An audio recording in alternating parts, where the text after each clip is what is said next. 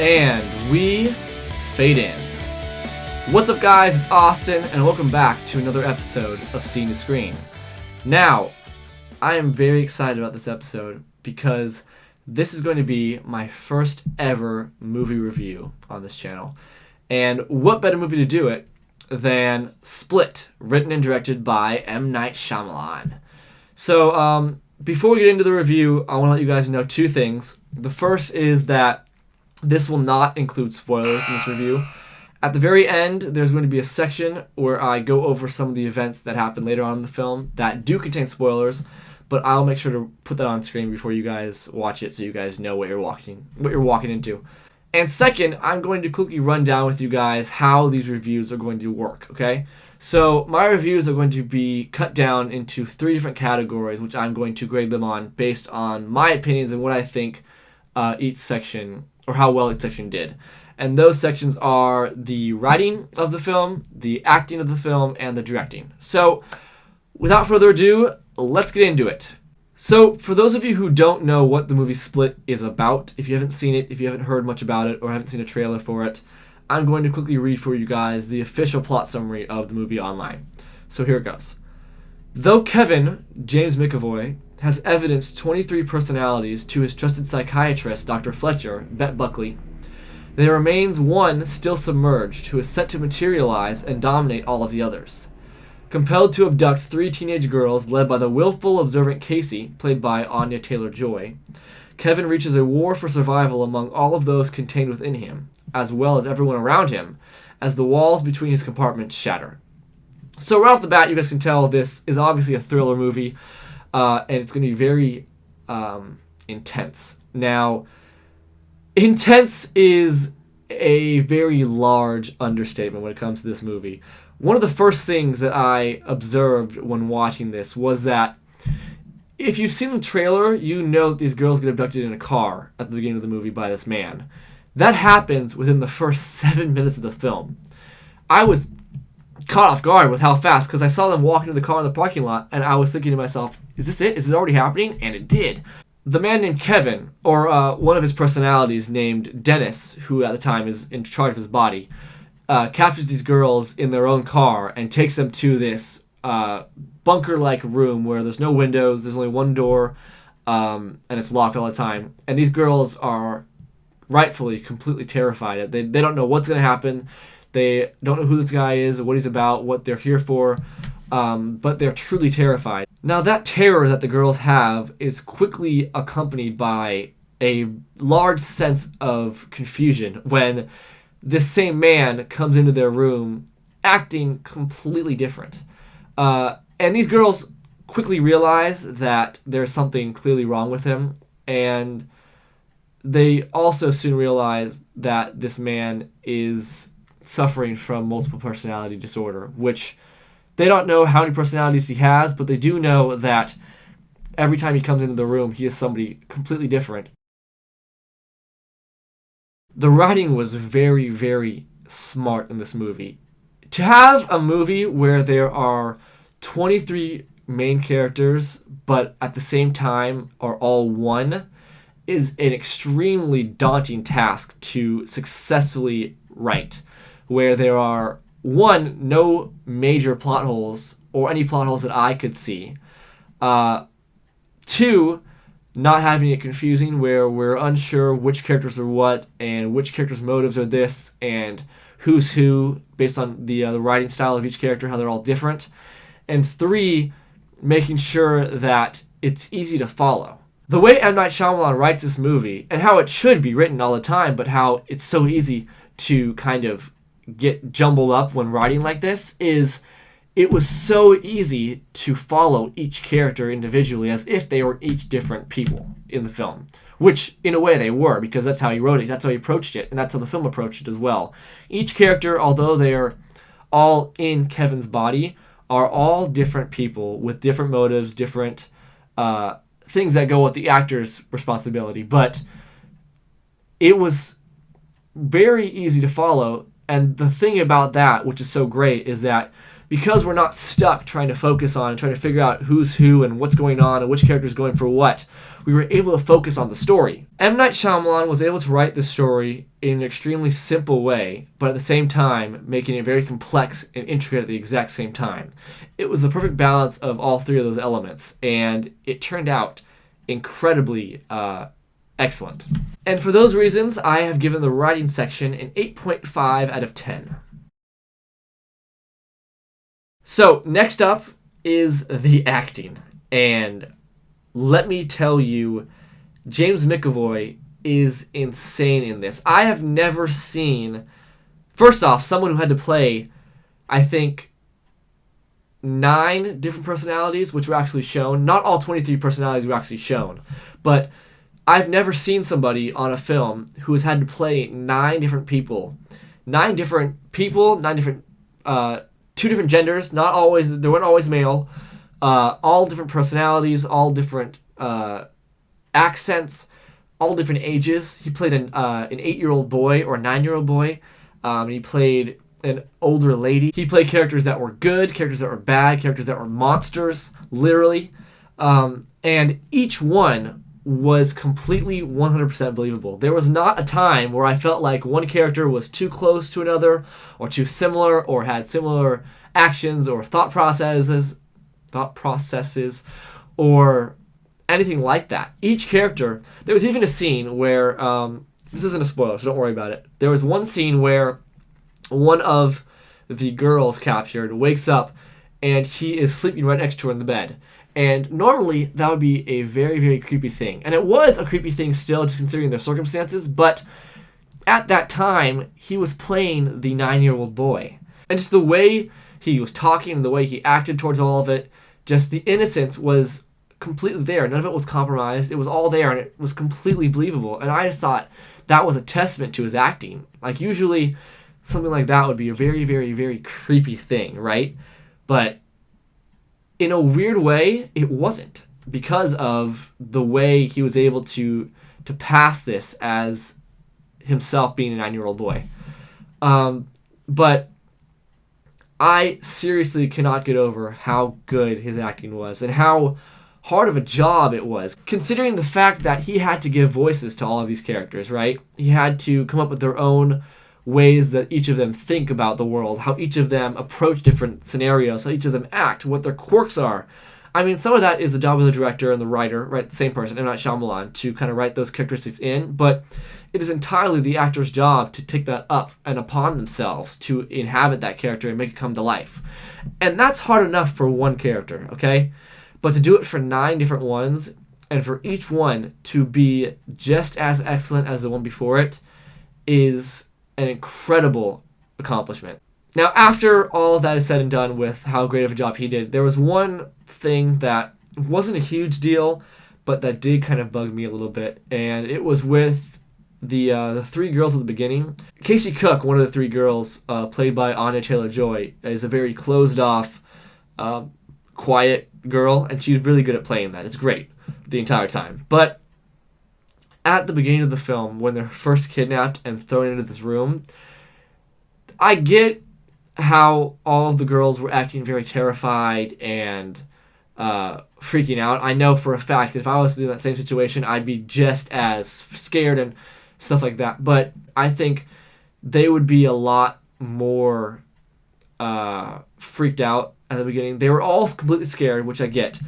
But she was thinking too clearly, too fast. And she was all ready to do this and do that and do that. And it was kind of annoying.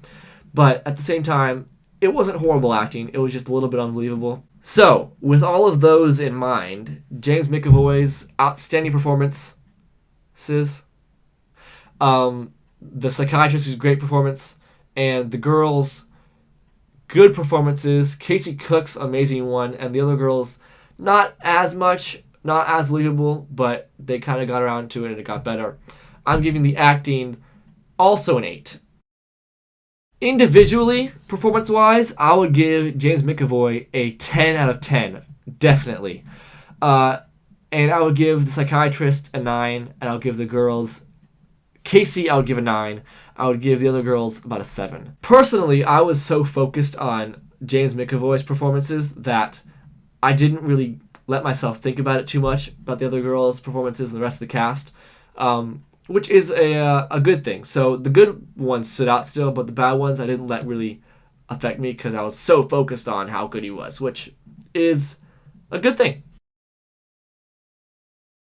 And last but not least, we've got the directing. Now, first off, I've said it before countless times, but I need to say it again. This film is insane. It's intense. Now, at the beginning of this, I said it was a thriller horror movie because the first half, or a little bit more than that, is 100% thriller all the way through. But literally in one scene, I'm not going to say what it is, I'm not going to go into that, spoiler, but it switches from a thriller to a full-on horror. But I didn't realize till afterwards. I kind of thought about it, and I was like, okay, yeah, it is a thriller now, and it goes to a horror then, just the genre type. But it felt like one solid movie, which is fantastic. As far as the cinematography went of the film, it was great. The tone and the style and the color of the whole thing really felt dark and made you feel like you were, in a sense, which is what every movie is meant to do, made me feel like I was in that room with the girls. Whenever there was danger, whenever the girls were faced with one of the not-so-nice personalities, I felt completely exposed and like, okay, I need to do something fast, do this, do that, do that, do that. And I think one of the biggest testaments to the director's overall success is how the intensity and the insanity of all the characters were completely effective on me. Now, the actor plays a big part in being able to make sure their characters are engaging and believable, and I gave James McAvoy full credit for that earlier, but it's also an important role of the director to make sure that the shots and the color and the mood and the camera movement and all of that fully complements whatever tone and style they're going for in each certain scene. And a lot of the different characters, while they all had that insanity and creepiness factor down below on the basis, each one had a different kind of surface feeling, and they were all complemented differently based on how they were directed. Now, there are some funny parts of the movie, some funny lines, some comic relief, especially from the 9-year-old or 8-year-old Hedwig, the child in the movie. He's by far my favorite character, just because he is so innocent, and it's so creepy because you like him as a character, which is really interesting considering the fact that he is a psychopath. And in addition to that, the funny parts and the funny lines and the funny dialogue don't take you out of the scene, which I think is so important in these. Sometimes when you're in a very serious situation and they have a comic relief line or something funny happens, it can tend to take you out of it completely and you kind of lose track of, oh yeah, I'm still here, because whatever happens wouldn't happen in a real serious situation. But this one, the funny things that happen are totally realistic. So the effect is you still feel like you're in danger, you still feel like you have this impending fear, but you're laughing, which is, it's a very, very good balance. So, all in all, I'm going to give the directing category a 9 out of 10. This is honestly some of the most solid directing material you can find recently and currently. M. Night Shyamalan does a great job of incorporating all of the different elements and important elements that go into making this film, and they all come out in a very, very solid way. When all is said and done, and all the categories are taken into account, I'm giving Split an 8.75 out of 10. This movie kept me on the edge of my seat from the beginning to the end, all the way through, and at all times, I always believed what was happening on screen, which is one of the main goals, and should be the biggest goal of the writer-director, M. Night Shyamalan. And he did it completely successfully.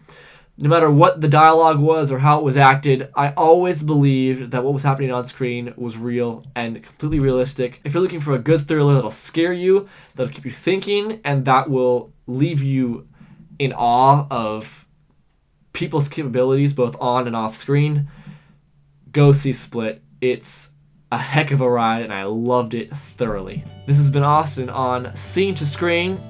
If you do me a huge favor, please like this video, please comment on the video, let me know if you've seen the movie, what you thought about it, if you loved it, if you hated it, if you were freaked out of your mind, and if you guys could, please make sure to follow Scene2Screen, which is also my personal account, down below on Twitter, Instagram, and Facebook. I'll be updating you guys on all my new videos, and all my movies I'm seeing, what I'm up to down below. Stay informed. See you guys next time. This has been Austin on Scene2Screen. Alright, you have passed beyond the border. You are in spoiler territory. That was creepy, I'm sorry. I'm in the split kind of mindset. But there is a post-credit scene in this film, which I personally was slightly confused by. I had to look it up at the end just to figure out what it was. And I have kind of a problem with it. Not a huge problem. I liked his idea, M. Night Shyamalan's idea. But here it is. Basically, the scene opens up and there are two girls in a bar watching the television, watching the news, and it's being reported, all the stuff with the girls and Kevin and all that stuff is being reported. And they're talking about it and trying to figure out, basically, there's this guy that they remember, trying to figure out their name. They're like, okay, what's this guy's name? This guy, I forget. Trying to link it with a similar situation. And they can't figure out this guy's name. They don't know who he was. And they leave. And behind them is Bruce Willis sitting down at the bar. And all he says is, his name was Mr. Glass. And it closes. And I had no idea what it was. I looked it up online, and apparently, if you've seen the movie Unbreakable, another one of M. Night Shyamalan's films, Bruce Willis plays a guy named Mr. Glass, who, I haven't seen it. I don't think there's anything having to do with personality disorder or DID or anything like that, but it's some kind of personality thing like this, I guess, and he's the character. But what it was this movie was all a sidequel, not a prequel, not a sequel, a sidequel on the side in the same universe as Unbreakable. So, in a way, I feel like that was a really smart move of M. Night Shyamalan, because now people will, like, I want to go see that movie now just to fill in the blanks, and I will. I'm going to see that hopefully in the next couple days. I'll watch it just to figure it out. But it might also prove to be a little hurtful to his reviews and to his audience's opinion of the movie, because I guess not a lot of people saw Unbreakable. I know once the movie finished in our theater and that scene finished, not one person thought it was amazing. They were all kind of like, they weren't down on it, but everyone was confused. Not one person knew what they were talking about on screen. It was a full theater. So the fact that no one knew what it was kind of a drawback, not just for me personally, but for everyone else, because if you don't get it, there's no point in putting it in. But, I mean, it kind of worked for me because I'm going to go see it now, and it's a really cool thing that he did that. It's smart, but as we've seen in the past, sometimes M. Night Shyamalan's plot twists are the reasons why his movies flop, because he had a great success in The Sixth Sense, and he's been trying to outdo that since. And he's had some great ones. Like this one, I thought it was a great plot twist, even if it didn't make that much sense to me, considering the fact that it was aligned with the other movie, which I think was cool. But the fact that not everyone saw it, not a lot of people saw it, might be not the greatest thing in the world. If you've seen Unbreakable, let me know if that ending made you feel really excited or if it was still kind of confusing, because I don't know what the effect would be after watching that movie. Thank you all for watching. I hope you guys enjoyed it. Until next time, guys, I will see you on my next video, and we fade out.